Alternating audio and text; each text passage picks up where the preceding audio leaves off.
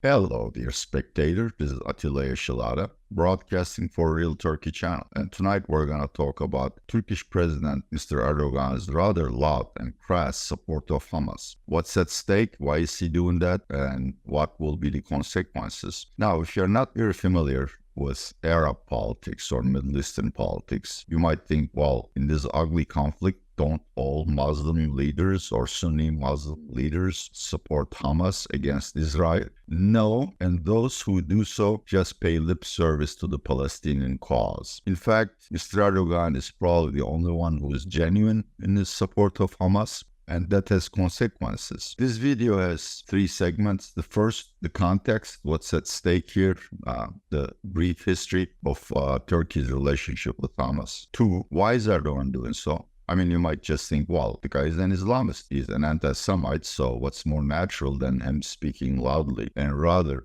insultingly against Israel and egging on Hamas? That's not the case. He might have very rational reasons, though, of course, rationality defined from the perspective of him optimizing his personal objectives. And finally, what's at stake here? If Mr. Erdogan continues to support Hamas and creates trouble for, Israel, United States, and Arab nations, by his one-upmanship, what might happen to Turkey? Okay, the context. Mr. Erdogan's relationship with Hamas goes back to the Arab Spring, where several Arab nations changed leaders and changed regimes. Those who took over, for instance, Egypt democratically, Mr. Morsi, Algiers, and Tunisia come from the origin of Muslim Brotherhood, which is a representative of political Islam, to which also Mr. Erdogan and his party AKP belong. Mr. Erdogan thought, well, Turkey can play big brother, sort of a mentor to all of these Arab regimes, and thereby we can magnify our soft power and, become a regional power. It didn't quite work that way. Most of these revolutions ended up in places that the revolutionaries never intended it to go. Marshal Sisi took over, overthrowing Morsi in Egypt. The Syrian war still continues. Algiers has changed hands, I believe. And Tunisia is now run by a secularist dictator. But Mr. Erdogan's connections to Muslim Brotherhood and Hamas continued because he has an aspiration to become the spiritual leader of the Sunni world.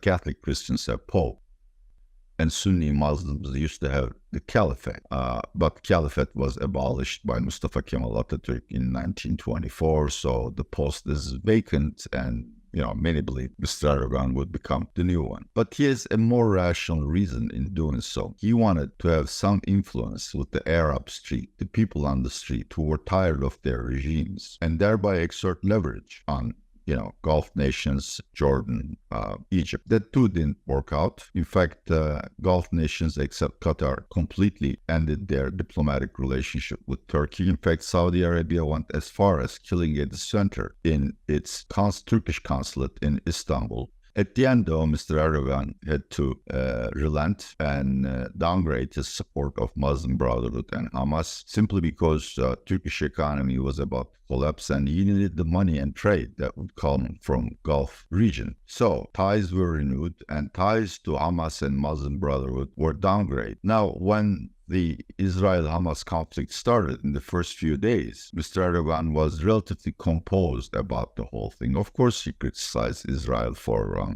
slaughtering innocents, etc., etc. But compared to his extremely loud and desultory style, he was very polite about it. And then about 10 days ago, that situation changed. He accused Israel of genocide, called Hamas a resistance organization rather than terror organization, and just continued harping on the subject. Now, Ankara is contemplating organizing an international conference to stop the bloodshed in Gaza, not in Israel, but in Gaza.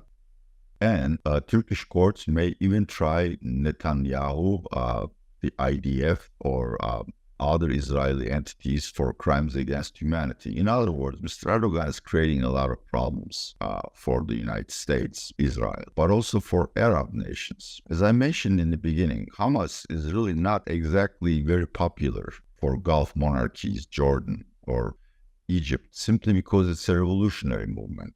And these monarchies, being regimes of status quo, don't like revolutionaries in case their people emulate and import revolution to their regimes. But there is a broader reason why nobody really openly supported Hamas, and even though Arab regimes are currently paying lip service to peace and criticizing Israel, the reality is much different. Before Hamas staged its attack on Israeli soil, China managed to bring Iran and Saudi Arabia together, and President Biden was about to trigger the normalization of diplomatic relations between Israel and Saudi Arabia. As I've said, Ankara has already mended its ties with Gulf nations and Egypt. A new security and economic integration infrastructure was being built. And honestly, the price for that would be completely turning our backs to the Palestinians, a long-suffering people.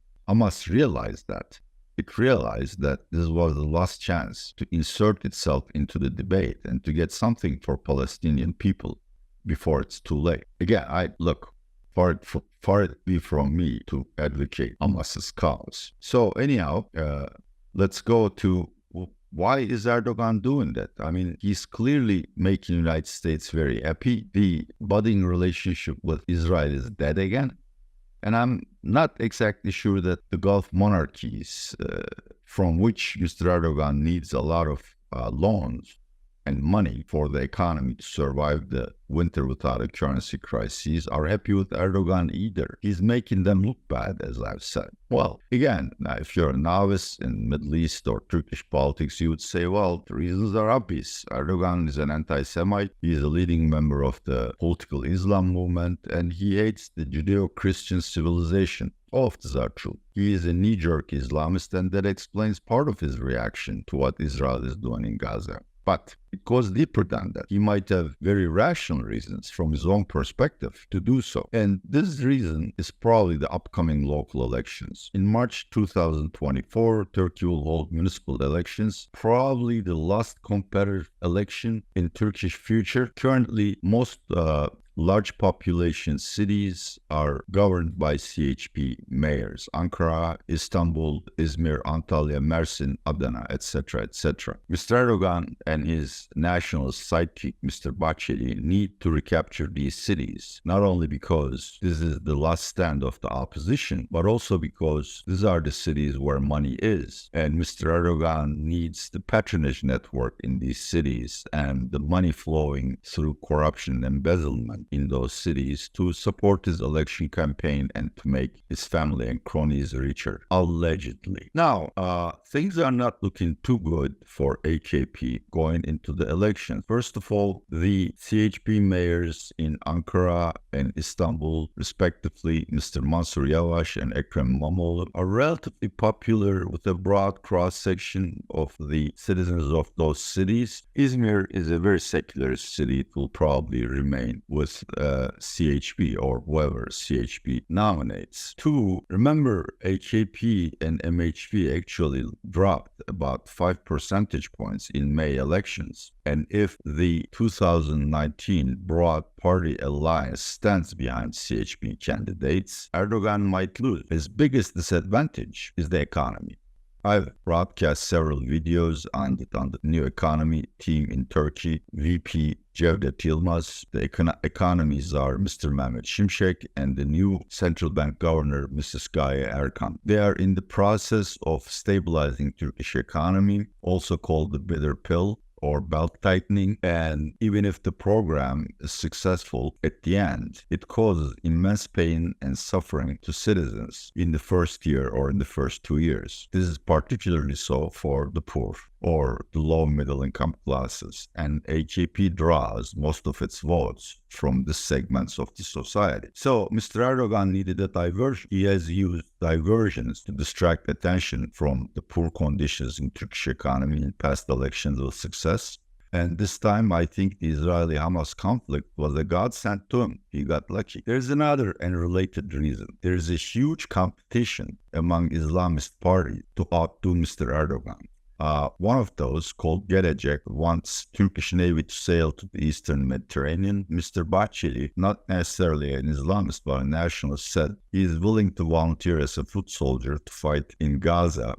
So Mr. Erdogan was about to lose market share in the Islamist market. And I think he decided he needs to step up his game, no matter what consequences. Now, there's a recent poll by a fairly reliable surveying agency called Metropole, which shows that 60% of participants don't have anything to do with the Israel-Hamas conflict. That also is a myth about Turks, that because we're Muslim, we like Arabs. No. Ottoman Empire, the predecessor to Turkish Republic, was a colonial master to Arab nations for 400 years, and there is no love lost between them, believe me. But roughly 11% of participants said they want Ankara to be involved in favor of Hamas, and that 11% really matters to Mr. Erdogan. This is his core constituency, which he's afraid to losing to other Islamist parties, but also they are sort of the foot soldiers in a campaign. Those are the people who try very hard to motivate the voter, to get the ballots updated, to transport voters to the ballot stations, etc., etc. So, clearly, I don't approve what he's doing, but put it this way, scientifically speaking, I don't have empirical evidence to distinguish between two hypotheses. Hypothesis A, Mr. Erdogan is supporting Hamas at any cost simply because he's an Islamist. There is really nothing deeper to it. B, he's doing so because he needs to win the local elections and he needs to outdo his Islamic competition and find a theme to campaign on to hide the economic malaise. Now, of course, it's no win-win situation for Mr. Erdogan. His loud support for Hamas has serious consequences. Some of them are diplomatic, but they're largely economic. Start with the diplomatic consequences. The Swedish accession to NATO is in jeopardy again. Now, you may wonder, oh, by the way, my last video was about why Turkey is delaying Swedish accession to NATO. Now, you may wonder what a Swedish accession and Turkish ratification of it has anything to do with Hamas. In the mind of most Turks, whether they are secularist or Islamist, conservative, whatever, Israel and the United States are a single entity. And honestly, aversion to America is very high in Turkey, according to the Pew Research Center.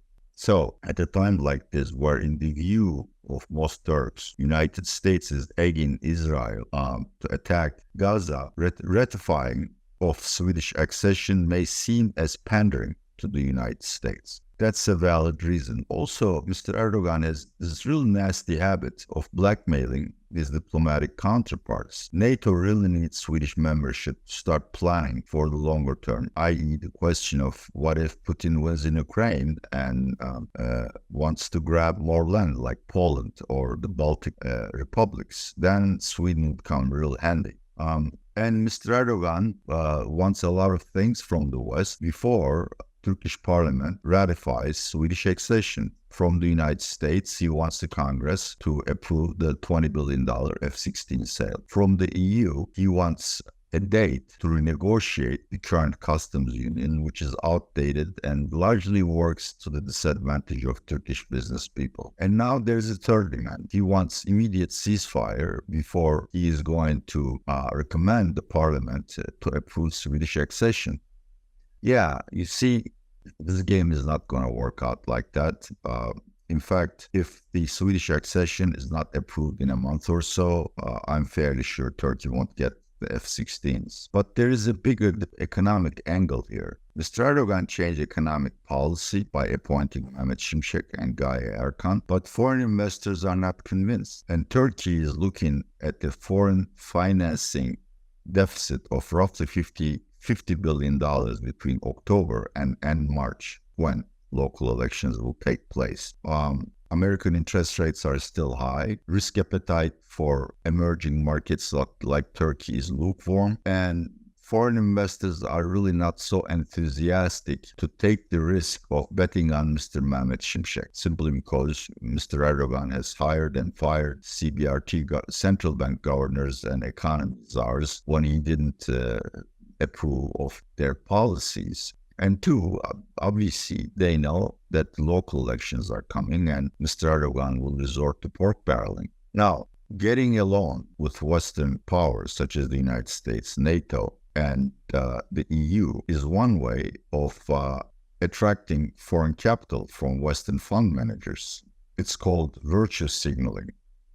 If you get along with Washington, D.C. and Brussels, and if you are, a key player in NATO, I'm really sorry, most Anglo-Saxon fund managers are likely to take more of a risk when approaching your country. This is in particular so after their investments were wiped out, first in Russia and then in China. They now understand that to make money on an investment, one of the conditions, not the whole game, is that the country where they're putting their money has good relationships with the West. So I don't think at this point a lot of fund managers care much about what Erdogan says about Hamas. It's understood that this is really more of a virtue signaling thing with no real consequences. But if this war continues, Mr. Erdogan is going to, ratchet up his rhetoric. And as I've said, he might actually try to undertake actions which would seriously offend not only Israel, but also spoil efforts by the United States and Gulf nations to find a solution behind closed doors. So this is really a no-win situation for Mr. Erdogan. And I think he has bitten more than he can chew this time.